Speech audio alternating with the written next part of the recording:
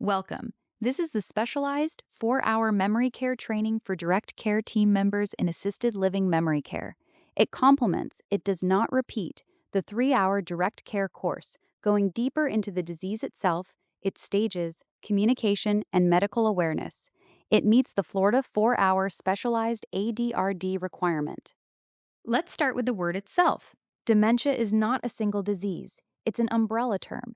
It describes a decline in memory and thinking serious enough to affect daily life, caused by damage to brain cells. Alzheimer's disease is the most common cause of dementia, but not the only one. That's why we always look at the individual resident, not just the label. Alzheimer's disease is a progressive brain disease that destroys memory and thinking over time. It's caused in part by abnormal protein buildup, plaques and tangles that damage and kill brain cells. It is not a normal part of aging. There's no cure yet, but care and treatment can help. Because it's a physical disease, the changes we see are caused by the illness, never by choice. A little brain basics goes a long way. The brain controls memory, language, judgment, movement, and emotion. Its cells, neurons, communicate to store memories and run the body, and different regions handle different abilities. So when a region is damaged, the abilities it controls are affected. That's why one resident may lose words while another loses balance. Here is the most important idea in this course. The brain is being physically damaged, so the behaviors we see are caused by the disease, not by choice.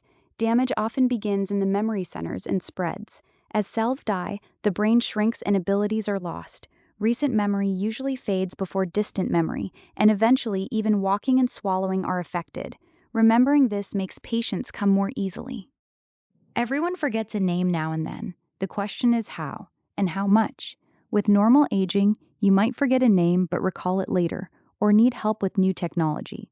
With dementia, recently learned information is forgotten and not recalled, and a person may get lost in familiar places, show poor judgment, or change in personality. Knowing the difference helps you spot what's truly worth reporting. Not every confusion is dementia. Delirium, a sudden confusion often from infection or medication, can mimic it, and so can depression, thyroid problems, vitamin deficiency, and dehydration. Many of these are reversible, so a sudden change should always go to the nurse. When one resident grew suddenly more confused over 2 days, the team reported it.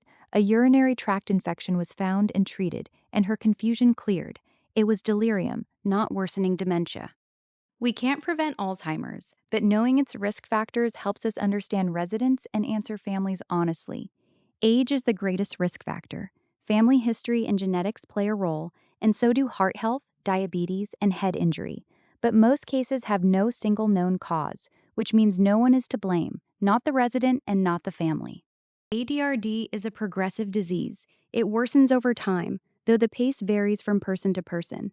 We commonly describe it in early, middle, and late stages. Abilities are lost gradually, and some remain longer than others, so our care has to change as the resident changes. Stages are a guide, not a rule book.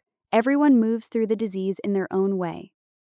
In the early stage, a resident can still do a great deal. You'll see mild memory loss, repeated questions, misplaced items, and trouble with planning, organizing, and finding words.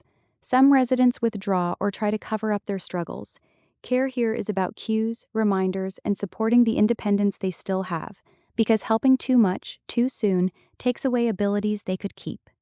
The middle stage is often the longest and most demanding. Memory loss and confusion deepen, and help is needed with daily activities.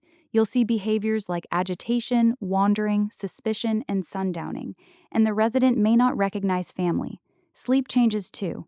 Care here is structure, patience, safety, and gentle redirection. A predictable day and a calm approach prevent many of these behaviors. In the late stage, the resident depends on us completely. There's severe decline, very limited speech, and a need for full assistance, with difficulty walking, swallowing, and recognizing surroundings, and a high risk of infection, malnutrition, and skin breakdown. Care here is comfort, dignity, sensory connection, and gentle touch.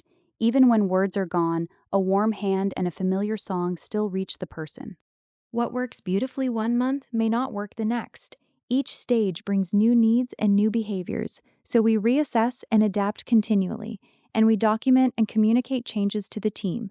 One resident who loved group music in the middle stage later became overstimulated by it, so the team shifted to quiet, one-to-one favorite songs. Same comfort, gentler delivery. In memory care, communication isn't separate from care. It is care. How you communicate shapes a resident's mood and behavior, and as language fades, connection still matters deeply. Your patience and warmth are felt even when the words aren't understood, and good communication prevents many behaviors before they begin.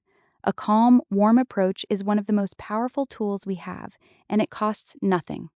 The words we choose and how we say them can calm a resident or overwhelm them. Use short, simple sentences and one idea at a time. Speak slowly and calmly, and use the resident's name. Ask yes or no questions instead of open-ended ones, and allow extra time to respond. Don't interrupt or rush. Giving someone a few extra seconds to find their words is a kindness, not a delay. As the disease advances, words matter less and your body language matters more.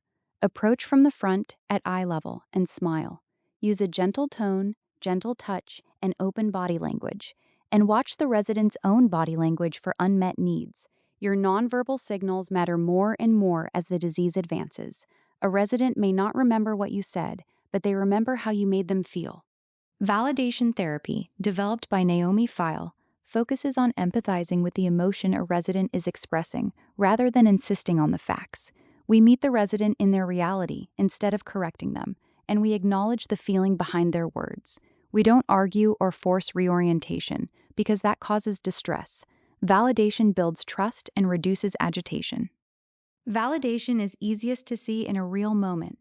If a resident asks for a long-deceased spouse, we explore the feeling. You miss him, tell me about him, instead of saying, he died years ago, which re-traumatizes her. When Mrs. Lee anxiously said she had to pick up her children from school, the team member didn't correct her. She said, "You're a wonderful mother. Tell me about them," and Mrs. Lee's anxiety eased. Validation and redirection work together, and the order matters. Validate the emotion first, always, and then gently redirect to a calming activity once feelings are acknowledged. Never confront, quiz, or shame the resident, and choose comfort and dignity over being right. Redirection only works once a resident feels heard. Skip the validation and it just feels like being brushed off. Memory care is some of the most meaningful work there is, and some of the most demanding. It's intense, ongoing, and emotionally heavy, and the stress can be physical, emotional, and financial. Left unmanaged, it leads to burnout and affects the quality of care. So self-care is essential, not optional. Looking after yourself is part of how you keep residents safe. Stress builds quietly, especially in work this emotional. Watch for exhaustion, irritability, and sleep problems, for feeling overwhelmed, numb, or hopeless, and for frequent illness or physical complaints.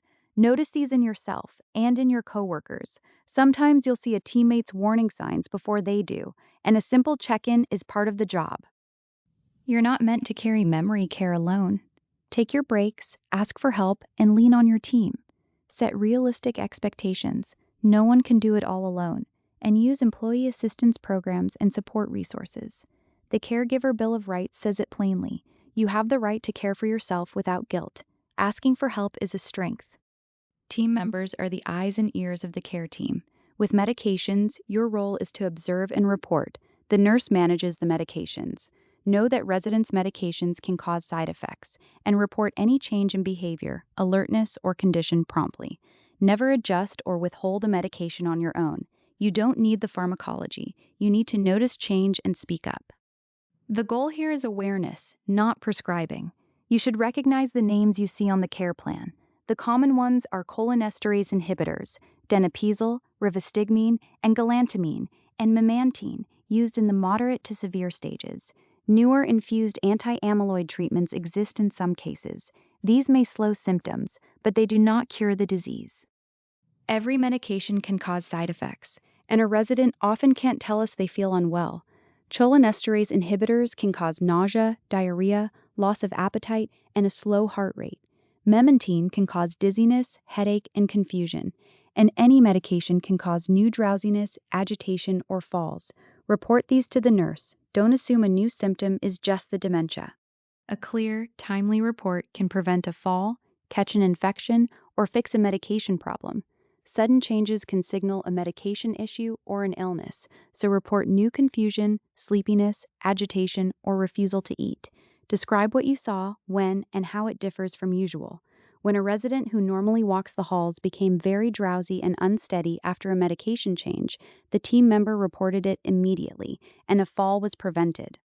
Residents with ADRD often simply forget to eat or drink, and the results can be serious. Watch for weight loss, a dry mouth, dark urine, and confusion. Offer fluids often, and use finger foods and favorite items. And report poor intake. It's a serious risk in memory care. Remember, dehydration itself can cause confusion, so good intake protects both the body and the mind. A few simple changes can turn poor intake around. Reduce distractions and serve one food at a time. Use contrasting dishes and adaptive utensils, and offer small, frequent meals and snacks. Follow the diet and texture order, and monitor swallowing. And remember, mealtimes are moments of connection. An unhurried, friendly presence helps a resident eat more than any reminder. Let's bring it together. ADRD is a brain disease, so behaviors come from the disease, not from choice. Care and communication change with each stage. Validation and patience prevent distress, and observing, reporting, and protecting each resident's health and dignity is the heart of memory care. Carry these truths onto the floor and complete the post-test to confirm your understanding. This has been a Palace University training. Thank you for the care you give.